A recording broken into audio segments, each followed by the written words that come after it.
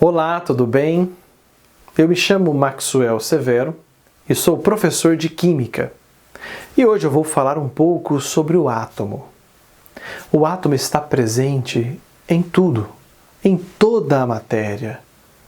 O átomo está presente em todas as moléculas, compõe todas as moléculas. Por isso é tão importante compreender a estrutura atômica, a estrutura do átomo. Os modelos atômicos sofreram diversas evoluções, que foram acompanhadas, logicamente, pela evolução tecnológica. O primeiro a propor um modelo para o átomo foi o pesquisador John Dalton, em 1803. Através de suas observações, ele concluiu que o átomo era uma esfera maciça e indivisível, com carga neutra. Você pode ver como é a proposta de átomo de Dalton aqui. Mas, com a evolução da tecnologia, em 1898, o cientista Joseph John Thomson verificou, através de seus experimentos, que o átomo possuía também partículas negativas. Não era maciço, tinha partículas positivas e negativas. Essa é a proposta de átomo de Thomson. Pouco tempo depois, em 1911, o pesquisador Ernest Rutherford verificou que esses elétrons, ou seja, as partículas negativas a que o Thomson se referia, não estavam no núcleo atômico.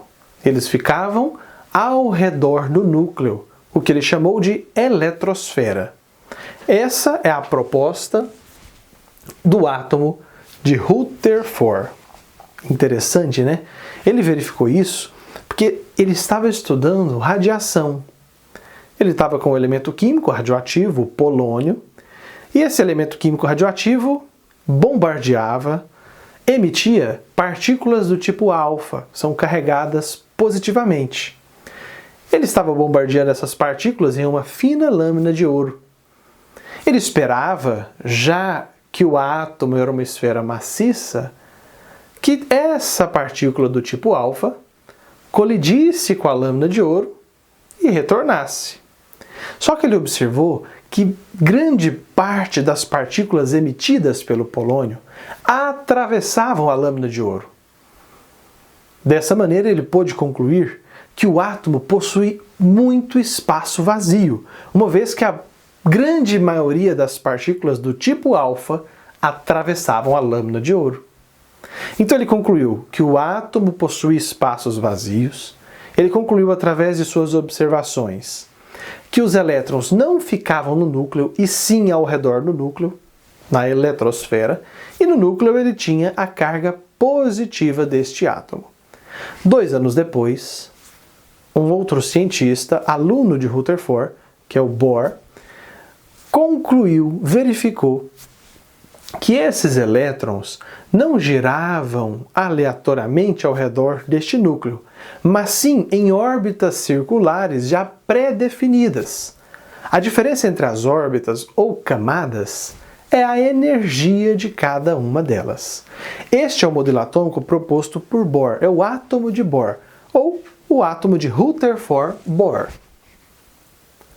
O Bohr, então, melhorou o modelo proposto por Rutherford.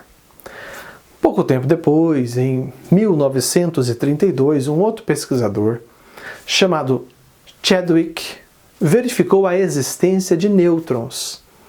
E também pôde verificar que esses nêutrons se encontravam no núcleo do átomo. Então, o que nós temos? Nós temos um átomo que tem um núcleo e temos também a eletrosfera. No núcleo, eu tenho prótons e nêutrons. Na eletrosfera, eu tenho os elétrons carregados negativamente. Esta é a proposta de átomo que nós temos para para apresentar para vocês. Os modelos atômicos continuaram evoluindo. Nós tivemos um pesquisador chamado Sommerfeld, que estava estudando os espectros de hidrogênio e verificou que essas camadas que os elétrons ficam ao redor do núcleo, circulam ao redor do núcleo, não eram circulares, mas sim elípticas. Depois nós tivemos a proposta de um modelo atômico que observasse as partículas como ondas. É o modelo atômico da mecânica quântica, ou o modelo atômico de Schrödinger. Mas nós vamos caminhar até o modelo atômico de Rutherford-Bohr para poder entender um pouco mais deste átomo. Então, nós temos um átomo com um núcleo, e neste núcleo eu tenho prótons e nêutrons, e nós temos ao redor do núcleo os elétrons na eletrosfera. Essa eletrosfera é composta de camadas ou níveis. Nós temos 7 camadas ou níveis. E os elétrons do átomo são distribuídos nessas 7 camadas. Nós veremos na aula seguinte como acontece a distribuição dos elétrons nestas camadas eletrônicas. Por ora, nós vamos entender um pouquinho mais sobre o núcleo do átomo. No núcleo do átomo, então, nós temos prótons e nêutrons.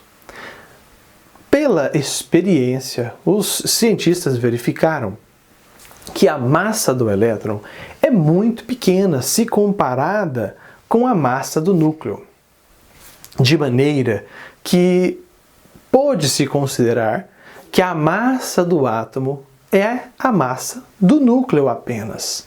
E no núcleo nós temos prótons e nêutrons. Todo elemento químico tem uma quantidade específica de prótons. O que define, o que diferencia um átomo do outro é o número de prótons. Olha só, um átomo que tem apenas um próton é o hidrogênio.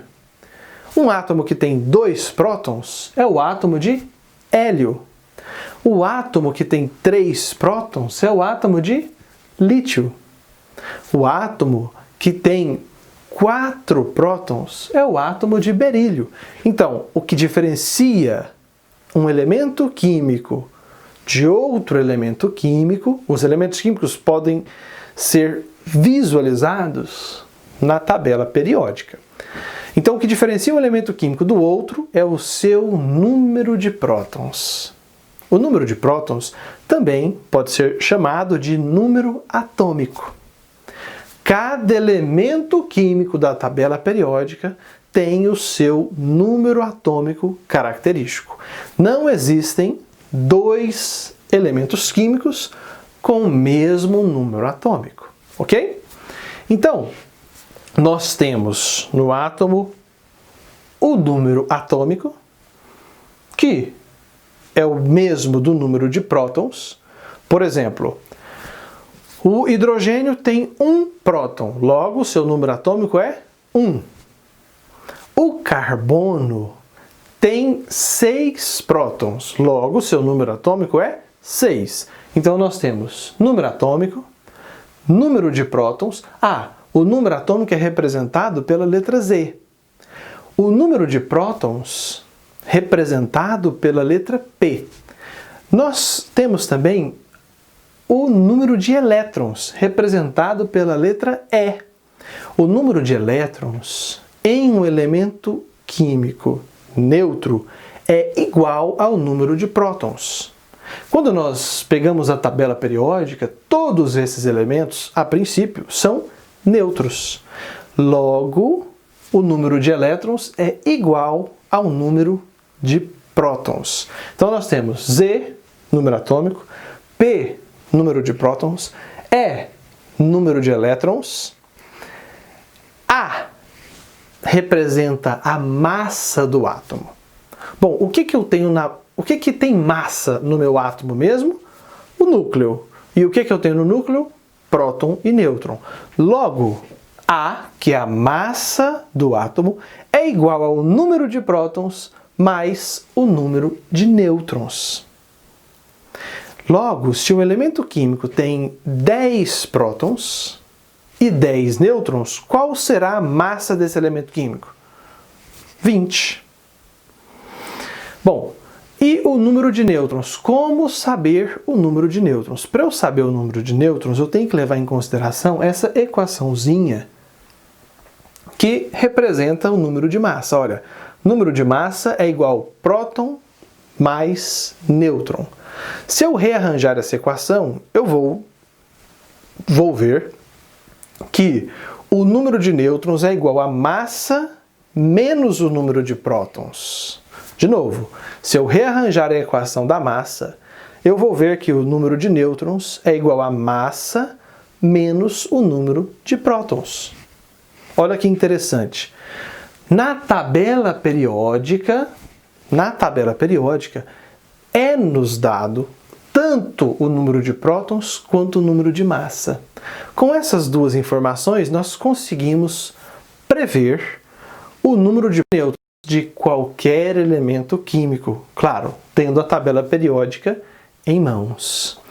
Bom, e como que a gente vai observar isso na tabela periódica? Para que nós possamos ver o que é o número atômico e o que é o número de massa, eu vou mostrar para você como que é a representação simbólica. Olha aí.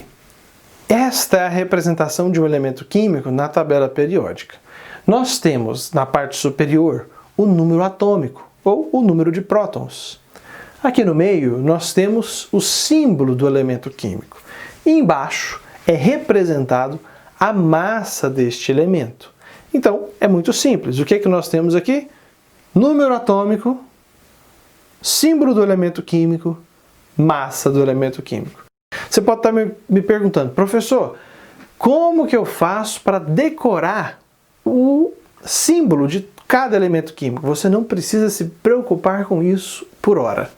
Você vai, à medida que for estudando química, você vai entendendo, isso vai se fixando na sua cabeça. Então, não se preocupe com isso por hora. Você deve se preocupar agora em entender a estrutura de um átomo.